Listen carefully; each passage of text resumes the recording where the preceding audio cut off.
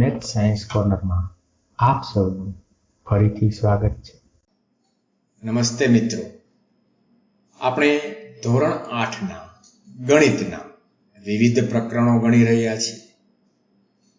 આજથી આપણે પ્રકરણ 7મું ઘન અને ઘનમૂળ ગણવાના છીએ. આ પ્રકરણ છે એ તમારી ભાગાકારનું કૌશલ્ય છે ચકાસશે કે તમે કેટલી ઝડપથી મૌખિક રીતે ભાગાકાર કરી શકશો. તે આપણે વર્ગ અને વર્ગમૂળમાં પણ ભાગાકાર વિશે જોયું હતું. આપણે પ્રથમ આ પ્રકરણમાં નવું શું છે એ પ્રથમ આપણે શીખીએ. આપણે ગયા પ્રકરણમાં વર્ગ અને વર્ગમૂળ વિશે શીખ્યા છે. આ પ્રકરણમાં આપણે ઘન અને ઘનમૂળ વિશે શીખવાનું છે. તો પ્રશ્ન એવો થાય કે ઘન સંખ્યાઓ અથવા પૂર્ણઘન સંખ્યાઓ એટલે શું? જે રીતે વર્ગ સંખ્યાઓમાં કોઈ પણ સંખ્યાને તે જ સંખ્યા સાથે 2 વાર ગુણીશું તો વર્ગ મળે, તે જ રીતે કોઈ પણ સંખ્યાને તે જ સંખ્યા વડે 3 વખત ગુણીશું અને જે આપણને જવાબ મળે તે જવાબને પૂર્ણઘન સંખ્યા અથવા તો ઘન સંખ્યા કહે છે. જો અહીં કોષ્ટકમાં જુદી જુદી ઘન સંખ્યાઓ મેં તમને બતાવેલી છે. વર્ગમાં શું હતું? કોઈ પણ એક સંખ્યા છે એનો 2 વખત ગુણાકાર હતો. જ્યારે અહીં ઘનમાં શું થશે? કોઈ પણ સંખ્યાનો 3 વખત ગુણાકાર થશે. એટલે કે જો અહીં જે કોષ્ટકમાં જે સંખ્યાઓ આપેલી છે એને બરાબર ધ્યાનથી જો આપણે જોઈએ તો આપણને શું જોવા મળે કે 1 છે એ ઘન સંખ્યા છે, 8 ઘન સંખ્યા છે, 27. આ રીતે આપણને ઘન સંખ્યાઓ ક્યાં સુધી મળશે? તો કે જ્યાં સુધી પ્રાકૃતિક સંખ્યા હશે ત્યાં સુધી, એટલે કે આપણને અનંત ઘન સંખ્યાઓ મળશે. હવે આ જે કોષ્ટક છે બાજુ, એમાં આપણે જોયું કે ભાઈ 1 નો ઘન એટલે કે 1 નો 1 સાથે 3 વાર ગુણાકાર કરીશું તો આપણને 1 મળે, 2 નો ગુણાકાર 8 મળે, 8 નો 512 મળે. હવે એને સંકેતમાં દર્શાવવું હોય તો જો વર્ગ માટે શું હતું? a ની ઉપર 2 ઘાત, અહીં a ની ઉપર 3 ઘાત છે જેને a નો ઘન એમ વંચાય. એ 3 એમ બોલતા નહીં કે એ જે છે એ ખોટું ઉચ્ચારણ છે, a નો ઘન એમ વંચાય છે. હવે આ જે ઘન સંખ્યાઓ છે, આપણે વર્ગ સંખ્યામાં જે રીતે ગુણધર્મો જોયા તે રીતે ઘન સંખ્યાઓના ગુણધર્મો પણ છે. કયા કયા છે? ચાલો જોઈએ. શરૂઆતમાં વર્ગ અને વર્ગમૂળમાં મેં તમને કીધેલું હતું કે 1 થી 20 સંખ્યા સુધીના વર્ગ યાદ રાખવાના છે. મને આશા છે તમે 1 થી 20 ના વર્ગ યાદ રાખેલા હશે. હવે આપણી ગણતરી એકદમ સરળ રીતે થાય એના માટે શક્ય હોય તો 1 થી 20 સુધીના ઘન છે એ પણ તમારે યાદ રાખવાના છે. જો તમે 20 સુધી યાદ ન રાખી શકો તો ઓછામાં ઓછા 1 થી 10 સુધીના ઘન સંખ્યાઓ છે તમારે યાદ રાખવી ફરજિયાત છે. 20 સુધી તમે યાદ રાખી શકો તો વધારે સારું, પરંતુ 10 સુધી તો યાદ રાખવાના જ.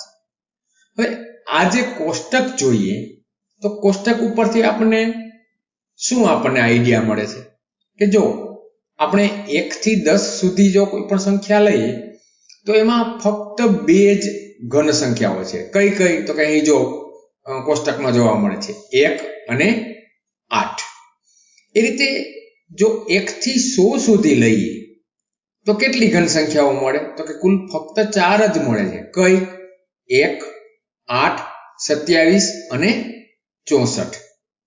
આ જ વસ્તુને જો આપણે આગળ વધારીએ તો 1 થી 1000 સુધીમાં કેટલી સંખ્યાઓ છે એ ઘન સંખ્યાઓ મળે છે આપણને? તો કે ફક્ત 9 સંખ્યાઓ જ ઘન સંખ્યાઓ છે. અને આગળ સુધી છે એ તમે 10,000 સુધી લઈ શકો છો. તમને થોડી ગણતરી કરો તો 10,000 સુધીમાં કેટલી ઘન સંખ્યાઓ મળે છે એ નીચે જે કોમેન્ટ છે એ કોમેન્ટમાં જણાવજો. તમને એક હિન્ટ આપી દઉં કે જો અહીં કોષ્ટકમાં મેં તમને કુલ 20 સંખ્યાઓ સુધી તો આપેલું છે. ત્યારબાદની ગણતરી કરી અને નીચે મને કોષ્ટકમાં જણાવજો, નીચે કોમેન્ટમાં મને જણાવજો કે 1 થી 10,000 સુધીમાં કેટલી ઘન સંખ્યાઓ મળે છે. કોષ્ટક બરાબર ધ્યાનથી જોઈએ તો કોષ્ટકમાં એકી સંખ્યાઓ પણ છે અને બેકી સંખ્યાઓ પણ છે. બરાબર ધ્યાનથી જોઈએ તો કોઈ પણ એકી સંખ્યાનો ઘન છે એ હંમેશા એકી સંખ્યા જ મળે છે, જ્યારે બેકી સંખ્યાનો ઘન છે એ હંમેશા બેકી સંખ્યા મળે છે.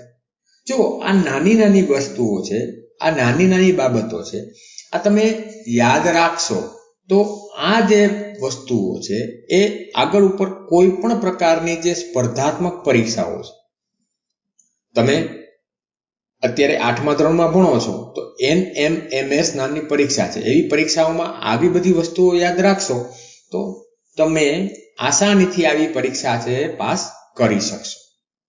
આગળ વધીએ આપણે. સંખ્યા અને તેની ઘન સંખ્યાના એકમના અંક વચ્ચે શું સંબંધ છે? જો આપણે વર્ગ અને વર્ગમૂળમાં પણ સંખ્યા અને તેની વર્ગ સંખ્યાનો એકમનો અંક વિશે આપણે વિસ્તૃત ચર્ચા કરેલી છે. અહીં જો બાજુમાં મેં કોષ્ટક આપેલું છે, સંખ્યાનો એકમનો અંક લીધેલો છે અને તેની જે ઘન સંખ્યા છે તેનો એકમનો અંક લીધેલો છે. આપણે આ જે કોષ્ટક છે એને ધ્યાનથી જોઈએ તો શું જોવા મળે છે? શું જોવા મળે છે? તો કે કુલ 4 સંખ્યાઓ એવી છે કે જે છે એનો ઘન કરીશું તો પણ એકમનો અંક છે તે જ મળશે. કઈ? તો કે કોઈ પણ સંખ્યાનો એકમનો અંક જો 1, 4, 6 કે 9 હોય તો તેની જે ઘન સંખ્યા જે મળે છે તેનો એકમનો અંક પણ તે જ, એટલે કે 1નો ઘન કરીશું તો આપણે જે ઘન સંખ્યા મળશે તેનો એકમનો અંક 1 જ મળશે. એ રીતે 4નો 4, 6નો 6 અને 9નો 9 જ મળશે. બાકીની સંખ્યાઓ માટે પ્રથમ આપણે જોઈ લઈએ, પછી એને કઈ રીતે આસાનીથી યાદ રાખવું એની ટ્રીક પણ હું તમને આપીશ. જો કોઈ પણ સંખ્યાના એકમનો અંક જો 2 હોય તો તેની ઘન સંખ્યાના એકમનો અંક હંમેશા આપણને 8 મળે છે. એ જ રીતે જો 3 હોય, એકમનો અંક જો 3 હોય તો તેની ઘન સંખ્યા, તેનો ઘન કરીશું તો તેમાં જે એકમનો અંક મળશે તે હંમેશા 7 મળશે. એ જ રીતે 5 હોય તો હંમેશા 5 મળશે. 7 હોય તો એકમનો અંક શું મળશે? 3 મળશે. જો કદાચ તમે બરાબર ધ્યાનથી જો સમજ્યા હશે તો જો 2 હોય તો 8 મળે છે, 3 હોય તો 7 મળે છે, 7 હોય તો 3 મળે છે. સરવાળો કરી જોઈએ તો શું મળશે? 2 + 8 10, 3 + 7 10, અહીં 7 + 3 10. આ જ વસ્તુને છે એ આપણે આગળ વધારીએ આપણે કે જો 6 હોય તો 6 જ મળવાનું છે. 7 માં 3 8 હશે તો એકમનો અંક 8 હશે તો શું મળશે આપણને? તો તેની જે ઘન સંખ્યા છે તેના એકમનો અંક આપણને 2 મળશે. જો અહીં પણ 8 + 2 શું થશે? 10. જો કેવી સરસ મજાની ટ્રીક છે કે એકમની સંખ્યાનો જે અંક છે 1, 4, 6 અને 9 સિવાય, તો કે એનો ઘન સંખ્યાનો એકમનો અંક શું મળશે? તો કે 10 માંથી બાદ કરો તે મળશે. અહીં 8 છે, 10 માંથી 8 જશે તો શું મળશે આપણને? 2. એટલે કે ઘન સંખ્યાનો એકમનો અંક જે હોય, આપણે કોઈ પણ સંખ્યાનો એકમનો અંક જે હોય તેના પરથી આપણે તેની જે ઘન સંખ્યા છે એનો એકમનો અંક આસાનીથી આપણે શોધી શકીશું. 5 હોય તો 5 જ મળવાનો છે. હવે 0 હોય તો શું થાય? જો વર્ગ સંખ્યામાં શું હતું તો કે શૂન્યની સંખ્યા બમણી થતી હતી, ડબલ થતી હતી. જ્યારે અહીં ઘન સંખ્યામાં શું થશે તો કે જેટલા શૂન્ય હોય તેના 3 ગણા શૂન્ય થશે, ટ્રિપલ થશે, 3 ગણા થશે. એટલે કે આ જે વસ્તુઓ છે, આ વસ્તુઓ છે એ નાની નાની બાબતો છે, પરંતુ આજે જેટલી પણ સ્પર્ધાત્મક પરીક્ષાઓ છે, એમાં આ તમને બહુ જ ઉપયોગી થાય એવું છે. આગળ વધીએ આપણે. ક્રમિક એકી સંખ્યાનો સરવાળો હંમેશા ઘન સંખ્યા આપે છે. જો પરંતુ અહીં એક તફાવત વર્ગ અને ઘન સંખ્યામાં એક તફાવત એવો છે. જો 1 એટલે 1 નો ઘન. ત્યારબાદ અગાઉ જે સંખ્યા આપણે લઈ લીધી છે એ આપણે ફરીથી લેવાની નથી. વર્ગમાં શું હતું તો કે 1 પછી 1 + 3 + 5 એટલે કે તમામ સંખ્યાઓ લેતા. ક્રમિક 1 થી લઈને તમામ સંખ્યાઓ લેતા. અહીં તો કે 1 પછી 3 + 5, ત્યારબાદ 7 + 9 + 11 એટલે કે 27 જે 3 નો ઘન છે. એ જ રીતે 13 + 15 + 17 + 19. 19 પછીની તો કે કઈ એકી સંખ્યા તો કે 21 એટલે કે 21, 23, 25, 27, 29 એટલે કે 125. હવે આ રીતની બીજી આ પેટર્નની બીજી સંખ્યાઓ કેટલી સંખ્યાઓ તમે શોધી શકશો એ જવાબ છે એ તમે મને કોમેન્ટમાં આપશો તો મને તે ગમશે. આ થયા ઘન સંખ્યાઓના ગુણધર્મો. હજુ બીજા ગુણધર્મો પણ જોઈએ છે. કોઈ પણ ઘન સંખ્યા હોય તો તેના અવિભાજ્ય અવયવો શું મળે જોઈએ. જો અહીં 4 એટલે 2 × 2. હવે 4 નો ઘન કરીશું એટલે કે 4 × 4 × 4 ચોકે 16, 16 ચોકું 64. હવે 4 બરાબર તો શું છે તો કે 2 × 2. અહીં 4 કેટલી વખત છે 3 વખત એટલે કે 2 કેટલી વખત આવશે અહીં જો કુલ 6 વખત આવે. એ જ રીતે 6 એટલે 2 × 3 તો અહીં 6 ના ઘનમાં 2 અને 3 કેટલી વખત આવશે તો કે 3 વખત આવશે.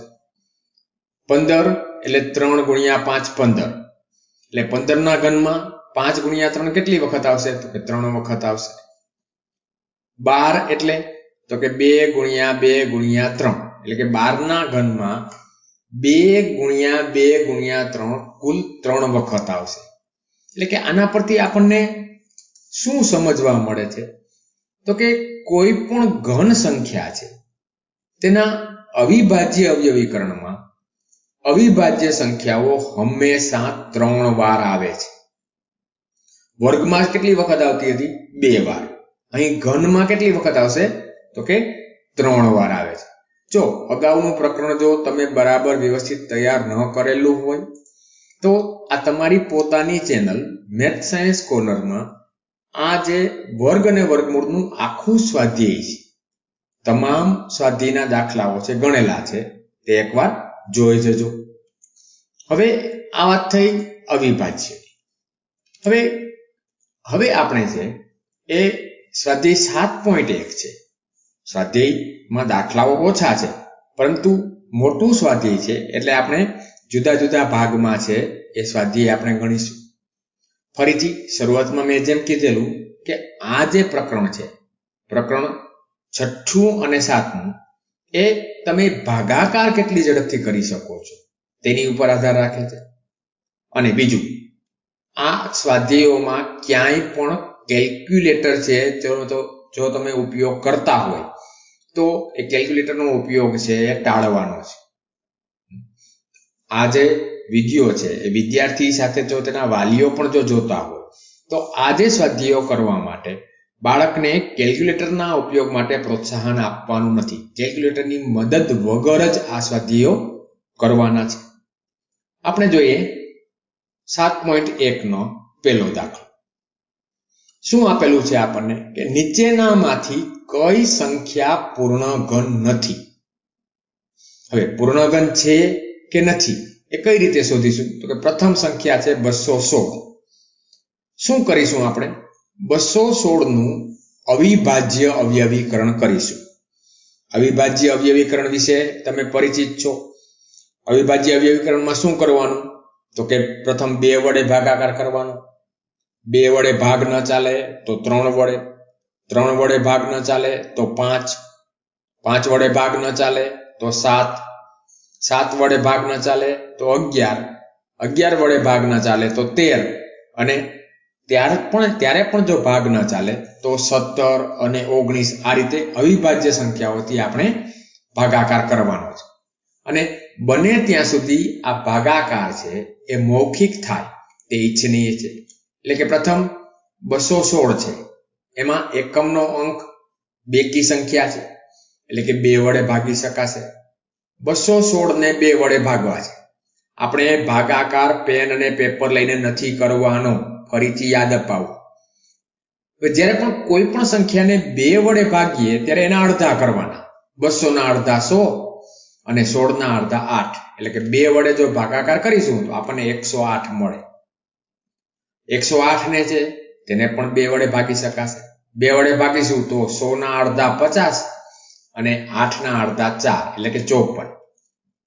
54 ને પણ 2 વડે ભાગીશું તો 50 ના અડધા 25 અને 4 ના અડધા 2, 25 + 2 27, એટલે કે 27. 27 છે એ એકી સંખ્યા છે, એટલે કે જો 2 વડે ભાગ ચાલશે નહીં તો અંકોનો સરવાળો કરીશું. 7 અને 2 9, એટલે કે 3 વડે ભાગ ચાલશે. 9 3 27. 9 ને 3 વડે ભાગ ચલાવી શકાશે, એટલે કે 3 3 9. 3 ને ફરીથી 3 વડે ભાગ ચલાવીશું એટલે 1. આટલું થઈ જાય ત્યારબાદ શું કરવાનું છે? જો આ પ્રથમ શરૂઆતના 2 થી 3 દાખલા છે, વ્યવસ્થિત સમજી લો તો બાકીના દાખલા ઘણા બધા સહેલા છે. અહીં જે અવિભાજ્ય અવયવો આવ્યા છે એની 3 3 ની જોડી કરવાની. જો જોડી મળી શકતી હોય તો આપેલી સંખ્યા પૂર્ણઘન છે, અને જો 3 3 ની ખરેખર જોડી ન કહેવાય, પણ આપણે શું નામ આપીશું તેને? ત્રિપુટી. 3 3 ની ત્રિપુટી મળે જો અવિભાજ્ય અવયવોની, તો આપેલી સંખ્યા પૂર્ણઘન છે, અને ન મળે તો આપેલી સંખ્યા છે એ પૂર્ણઘન નથી. અહીં શું મળ્યું આપણને? 216 ના અવિભાજ્ય અવયવીકરણમાં 3 ની ત્રિપુટી મળી આપણને, અને બીજી 2 ની ત્રિપુટી. બંને ત્રિપુટી મળી એનો મતલબ એવો થયો કે આપેલી સંખ્યા 216 છે એ કેવી સંખ્યા છે? પૂર્ણઘન સંખ્યા છે. અહીં જેટલા પણ અવિભાજ્ય અવયવો હોય એ તમામ અવિભાજ્ય અવયવો આપણે શેમાં મળવા જોઈએ? ત્રિપુટીમાં. વર્ગ અને વર્ગમૂળમાં કેમાં મળવા જોઈએ? એમાં જોડીમાં. અહીં ત્રિપુટીમાં મળવા જોઈએ. બીજો દાખલો જોઈએ. ફરીથી ભાગાકાર છે એ આપણે ફટાફટ મૌખિક કરવાનો છે. કેમ? શા માટે? તો કે અમુક દાખલાઓ એવા છે જેમાં 10 થી 15 ભાગાકાર કરવાના હોય. હવે 10 થી 15 ભાગાકાર કરો તમે, અને તમે પરીક્ષામાં બેઠા હોય તો પરીક્ષામાં 10 થી 15 ભાગાકાર જો તમે લખીને કરશો તો ત્યાં સુધીમાં તો તમારી પરીક્ષાનો સમય પૂરો થઈ જાય. હવે 128 2 વડે ભાગી શકાય. 120 ના અડધા 60 અને 8 ના અડધા 4, એટલે 64. 64 ને 2 વડે ભાગીશું તો 32 2 64. 32 ને 2 વડે ભાગીશું તો 16 2 32. 16 ને 2 વડે ભાગીશું તો 8. 8 ને 2 વડે ભાગીશું તો 4. 4 ને 2 વડે ભાગીશું તો 2. 2 ને કેના વડે ભાગ ચલાવવાનો? 2 વડે. અહીં એકવાર નજર કરી લઈએ આપણે તો કે પ્રથમ આ 3 2 તો ત્રિપુટીમાં છે, આ બીજા 3 2 પણ ત્રિપુટીમાં છે, પરંતુ અહીં એક આ 2 છે એ ત્રિપુટીમાં આપણને જોવા મળતો નથી. એનો મતલબ શું થશે? તો કે 128 છે એ પૂર્ણઘન સંખ્યા નથી. શા માટે નથી? તો કે 128 ના જે આપણે અવિભાજ્ય અવયવો મળ્યા એમાં આપણે 2 ની 2 ત્રિપુટી મળે છે, તે સિવાયનો એક 2 છે એ અલગ પડે છે. એટલે કે 128 છે એ પૂર્ણઘન સંખ્યા નથી. એક જ વસ્તુ યાદ રાખવાની છે, અવિભાજ્ય અવયવીકરણ તો આપણે અગાઉના પ્રકરણમાં પણ કરેલું છે, એ જ કરવાનું છે. પરંતુ અગાઉના પ્રકરણમાં આપણે જ્યાં જોડી લેતા હતા એ જ વસ્તુ અહીં આ પ્રકરણમાં ત્રિપુટીમાં લેવાનું છે. પછીનો જોઈએ ત્રીજો 1000. હવે જો જ્યારે પણ કોઈ પણ ઘન સંખ્યા છે કે નહીં એમાં શૂન્ય હોય તો શૂન્યની સંખ્યા હંમેશા 3 ના ગુણાંકમાં હશે. એટલે કે 3 શૂન્ય હોય, 6 હોય, 9 હોય, 12 હોય. પરંતુ આપણે અવિભાજ્ય અવયવીકરણ તો કરવું જ પડશે. એમને મૌખિક પણ આપણે કહી શકીશું અહીં 1 છે એ પૂર્ણઘન સંખ્યા છે, જ્યારે 3 શૂન્ય છે એટલે કે આપણને જે 1000 છે એ હંમેશા આપણને પૂર્ણઘન મળશે. અવિભાજ્ય અવયવીકરણમાં જોઈ લઈએ. 1000 ને 2 વડે ભાગીશું તો 500, 500 ને 2 વડે ભાગીશું તો 250, 250 ને 2 વડે ભાગીશું તો 125, 125 ને 2 વડે ભાગી શકાશે નહીં. તો 2 પછીનો અવિભાજ્ય સંખ્યા 3. એના માટે શું કરવાનું? તો કે આ 125 છે એના અંકોનો સરવાળો કરીએ. 5, 6, 7 અને 8. 8 છે એ 3 ના ઘડિયામાં આવતો નથી, એટલે કે આપણે 3 થી ભાગ ચાલશે નહીં. તો કેનાથી ભાગ ચલાવીશું? 5 થી. 25, 5, 125. 25 ને 5 વડે ભાગી શકાશે. એટલે કે આપણને છેલ્લે શું મળવું જોઈએ? છેલ્લે આપણને 1 છે એ ભાગફળ મળવું જોઈએ. અહીં તો કે 2 ત્રિપુટીમાં છે, 5 પણ ત્રિપુટીમાં છે, એટલે કે 1000 છે એના અવિભાજ્ય અવયવીકરણમાં કુલ 2 અવિભાજ્ય અવયવો મળે છે આપણને. કયા કયા? તો કે એક તો 2 અને બીજો 5. આ બંને છે એ કેમાં છે? તો કે ત્રિપુટીમાં છે, 3 ની જોડીમાં છે. એટલે કે 1000 છે એના અવિભાજ્ય અવયવીકરણમાં જેટલા પણ અવિભાજ્ય અવયવો છે એ ત્રિપુટીમાં મળે છે. એટલે કે 1000 છે કેવી સંખ્યા છે? પૂર્ણઘન સંખ્યા છે. જો આપણે કઈ સંખ્યા પૂર્ણઘન નથી, પરંતુ આપણે તો શોધવું જ રહ્યું કે ભાઈ આપણે અવિભાજ્ય અવયવીકરણ કરીશું તો જ આપણને ખ્યાલ આવશે કે આપેલી સંખ્યા છે એ પૂર્ણઘન છે કે નથી. પછીનો જોઈએ આપણે ચોથો 100. જો થોડી વાર પહેલા જ આપણે ચર્ચા કરી કે શૂન્યની સંખ્યા 3 ના ગુણાંકમાં હોય, એટલે કે પ્રથમ દ્રષ્ટિએ 100 છે પૂર્ણઘન છે? તો કે નથી. શા માટે? શૂન્યની સંખ્યા ફક્ત 2 છે. છતાં આપણે ગણતરી કરીએ.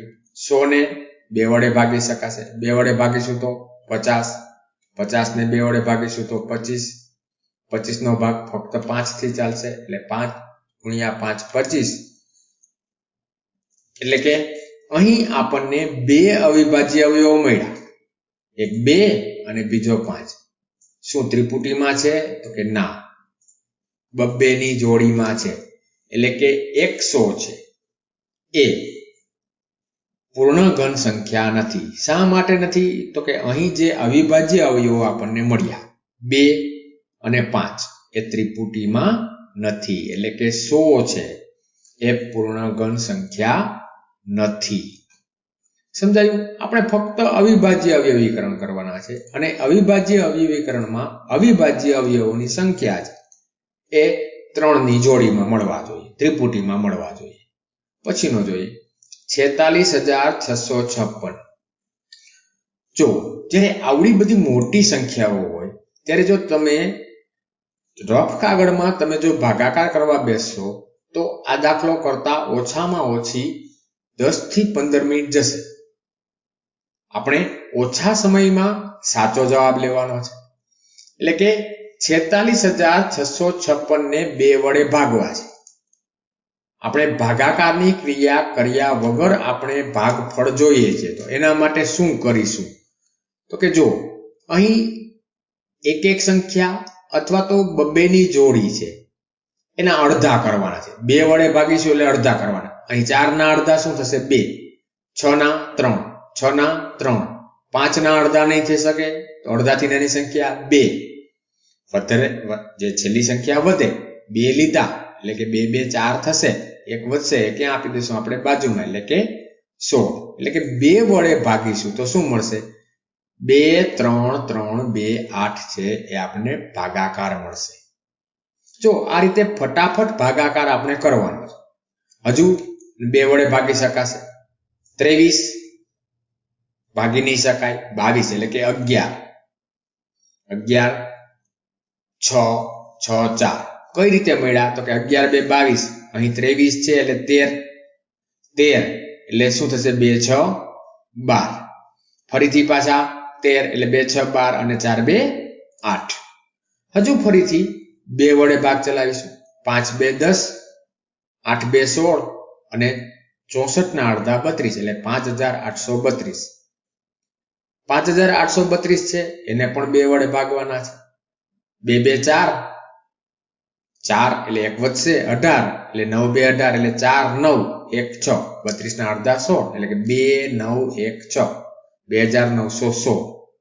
એને ફરીથી 2 વડે ભાગીશું તો કે 28 ના અડધા 14 એટલે કે 14 1 4 5 8. ફરીથી 2 વડે ભાગીશું 14 ના અડધા 7, 58 ના અડધા 29 એટલે 729. 729 ને 2 વડે ભાગ ચાલશે નહીં એટલે કે 3 વડે ભાગ ચલાવીશું. જો તમે મેં શરૂઆતમાં જે કોષ્ટક કીધું એ કોષ્ટક જો તમે યાદ રાખેલું હોય તો એમાં 729 છે એ એક સંખ્યાનો વર્ગ છે. એ તમે સીધે સીધું અહીંથી આગળ જે ભાગાકાર ન કરો તો પણ એ જ સંખ્યાથી ભાગ ચલાવીને તમે આ જે વસ્તુ કરી શકાશે. 3 થી ભાગીશું તો 3 2 6, 7 છે એટલે 12 બચશે, 2 4 9 એટલે 243 છે એ આપણને ભાગાકાર મળે. એને ફરીથી 3 વડે ભાગીશું 8 3 24 અને 3 1 3 એટલે 81 મળે. 81 ને ફરીથી 3 વડે ભાગીશું તો 3 2 6, 3 2 6 21 એટલે કે આપણને મળશે અહીં 27. 27 ને 3 વડે એટલે 9, 9 ને ફરીથી 3 વડે એટલે 3, 3 ને 3 વડે એટલે 1. અહીં જોડી મળી છે કે નથી મળી? જોડી નહીં પણ ત્રિપુટી. 2 ની એક ત્રિપુટી છે, બીજી ત્રિપુટી છે. આ આપણે ફરીથી બીજી વાર લીધેલો છે એટલે બીજી વાર ગણાય નહીં, એનું ધ્યાન રાખવાનું છે. અહીં 3 ની એક ત્રિપુટી છે અને બીજી ત્રિપુટી પણ છે એટલે કે આપેલી સંખ્યા છે એ કેવી સંખ્યા છે? પૂર્ણ ઘન સંખ્યા છે. શા માટે? તો કે જે એના જે અવિભાજ્ય અવયવો મળે છે એ અવિભાજ્ય અવયવો 3 3 ની ત્રિપુટીમાં મળે છે. એટલે કે 46656 છે એ કેવી સંખ્યા છે? પૂર્ણ ઘન સંખ્યા છે. આ થયો પ્રશ્ન પહેલો. પણ ફરીથી એક વખત યાદ અપાવું, તમે ભાગાકાર છે મૌખિક કરશો તો જ છે તમે ઝડપથી દાખલા કરી શકશો. પ્રશ્ન જોઈએ બીજો. આપણે એવી નાના માનની સંખ્યા શોધવાની છે કે જેથી નીચે જે પણ સંખ્યાઓ આપેલી છે તેને તે સંખ્યા વડે ગુણવાથી તે સંખ્યા છે કેવી થાય? પૂર્ણ ઘન સંખ્યા મળે. એટલે કે અહીં પણ આપણે પ્રથમ તો અવિભાજ્ય અવયવીકરણ કરવું જ પડશે.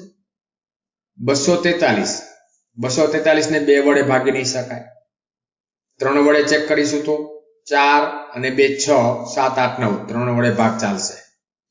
8 3 24 અને 81. જો અગાઉના દાખલામાં પણ આ 243 સંખ્યા આવેલી હતી.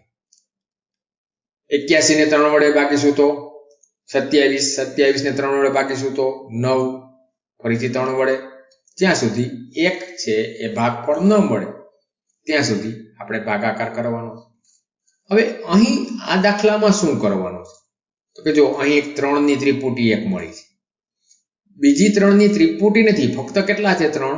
તો કે 2 વાર જ છે. કેટલી વાર ઘટે છે? 1 વાર. તો કે આ આપેલી સંખ્યાને જો આપણે 3 વડે ગુણી નાખીએ તો 3 ની 2 ત્રિપુટી છે થઈ શકશે. એટલે કે આપેલી સંખ્યા છે કેવી થઈ જાય? પૂર્ણ ઘન સંખ્યા થઈ જાય. અહીં પણ આપણે જોવાની છે ત્રિપુટી છે. એટલે કે 243 ના અવિભાજ્ય અવયવીકરણમાં 3 ની એક ત્રિપુટી મળે છે અને 2 3 છે એ 2 જ વખત આવે છે. કેટલી વખત આવે છે? ફક્ત 2 જ વખત. એટલે કે 3 વખત લાવવા માટે તો કે 243 ને આપણે 3 વડે ગુણવા પડે. ગુણીશું તો શું મળશે? પૂર્ણ ઘન સંખ્યા મળશે આપણને. આગળ વધીએ બીજો 256. બેકી સંખ્યા એટલે 2 વડે ભાગ ચાલશે. 256 250 ના અડધા 125 અને 6 ના અડધા 3 128. ફરીથી 2 વડે 12 ના અડધા 6, 8 ના અડધા 4 એટલે 64. ફરીથી 2 વડે ભાગ ચલાવીશું તો 32, 2 વડે ભાગ 16, 2 વડે ભાગ 8, 2 વડે ભાગ 4. ફરીથી 2 વડે ભાગ ચલાવીશું તો 2 અને 2 વડે ભાગ ચલાવીશું તો 1. અહીં જોવો જોઈએ ત્રિપુટી મળેલી છે તો કે જો એક ત્રિપુટી તો અહીં દેખાય છે, આ બીજી ત્રિપુટી. અહીં આજે છેલ્લે જે આપણે લખીએ છીએ, શા માટે લખીએ છીએ? તો કે આપણને છે એ અહીં આપણે દાખલો ગણવામાં સરળતા રહે.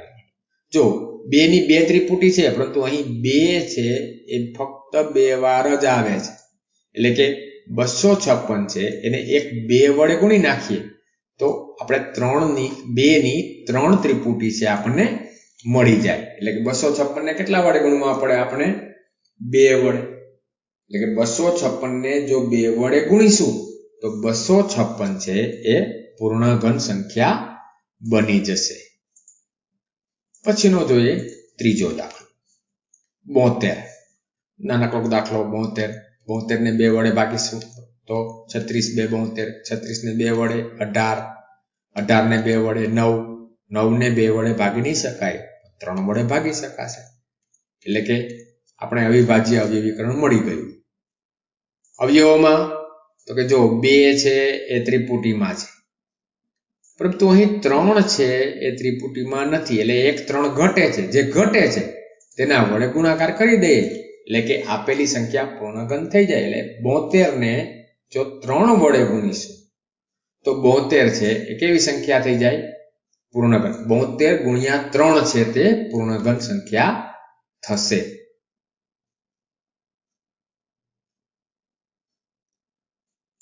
આગળ વધીએ આપણે ચોથો. ફરીથી તમે જો મૌખિક ભાગાકાર ન કરી શકો તો આ બંને સ્વાધ્યાયમાં તમને માર્ક મળવાની શક્યતા ઘણી બધી ઓછી થશે. 675 છેલ્લે 5 છે એટલે 5 વડે ભાગ ચાલશે. એ પહેલા 5 થી નાની સંખ્યા છે ભાગ ચાલશે કે નહીં તે ચેક કરવા માટે શું કરીશું? તો કે એના માટે સરવાળો 6 + 7, 6 2 12 ને 1 13, 13 અને 5 18, એટલે કે 3 થી ભાગ ચાલશે. 675 ભાગ્યા 3, 3 2 6 અને 25 તેરી 75, 225. ફરીથી 3 વડે 7 3 21 વધે 15 એટલે કે 75. ફરીથી 3 તો કે 25 3 75. હવે 5 વડે ભાગ ચાલશે. 5 5 25. આપણું અવિભાજ્ય અવયવીકરણ થઈ ગયું પૂરું. ત્રિપુટી તો કે 3 ની ત્રિપુટી છે અહીં, પરંતુ 5 ની ત્રિપુટી નથી, એટલે કે 1 5 ઘટે છે. એટલે 675 ને આપણે જો 5 વડે ગુણાકાર કરીશું તો જે મળતી સંખ્યા કેવી થઈ જાય? પૂર્ણઘન સંખ્યા થઈ જાય. એટલે કે 675 ને 5 વડે ગુણીશું તો જે મળતી સંખ્યા છે એ કેવી સંખ્યા થઈ જશે? પૂર્ણઘન સંખ્યા થઈ જશે. આ થયો ચોથો. હવે જોઈએ પ્રશ્ન બીજાનો 5મો. ફરીથી 100 આવ્યો. 100 પૂર્ણઘન છે? પૂર્ણઘન નથી. તો કઈ સંખ્યા વડે ગુણવા પડશે? એના માટે અવિભાજ્ય અવયવીકરણ કરીએ. 100 ભાગ્યા 2 50, 50 ભાગ્યા 2 25, 25 એટલે 5 વડે ભાગ ચલાવવો પડશે. હવે અહીં જુઓ, અહીં જે અવયવો મળ્યા છે આપણને તો કે 2 છે એ જોડીમાં છે, ત્રિપુટીમાં નથી. 5 છે એ પણ જોડીમાં છે, એ ત્રિપુટીમાં નથી. એટલે કે 1 તો 2 ઘટે છે. એ 100 ને 1 કેના વડે ગુણવા પડશે? 2 વડે. બીજું શું ઘટે છે? 5, એટલે કે ગુણ્યા 5, એટલે કે 100 ને આપણે 10 વડે ગુણવા પડશે. 10 કઈ રીતે આવ્યા? 2 ગુણ્યા 5 10. તો આપેલી સંખ્યા છે પૂર્ણઘન બનશે. એટલે કે 100 ને 2 ગુણ્યા 5 એટલે 10 વડે ગુણીશું તો 100 છે એ કેવી સંખ્યામાં પરિવર્તિત થશે? પૂર્ણઘન સંખ્યામાં થશે. જો એકદમ સરળ દાખલા છે, પરંતુ શરત એક જ, તમે જે પણ ભાગાકાર કરો એ ભાગાકાર તમારે મૌખિક રીતે કરવાનો છે. અહીં આ જે સ્વાધ્યાય છે અહીં સુધી રાખીશું. હવે પછીનો જે વિડીયો આવશે તેમાં આપણે આ જ સ્વાધ્યાય 7.1 ના બાકીના દાખલા કરીશું. ત્યાં સુધી અહીં આપણે જેટલા પણ દાખલા કર્યા છે એ તમામ દાખલાઓ તમારે તમારી રીતે એકવાર ગણવાના છે. ગણશો અને પ્રેક્ટિસ કરશો તો ગણિત છે એ એકદમ સરળ વિષય છે. નવો વિડીયો જ્યાં સુધી અપલોડ ન થાય ત્યાં સુધી આવજો દોસ્તો.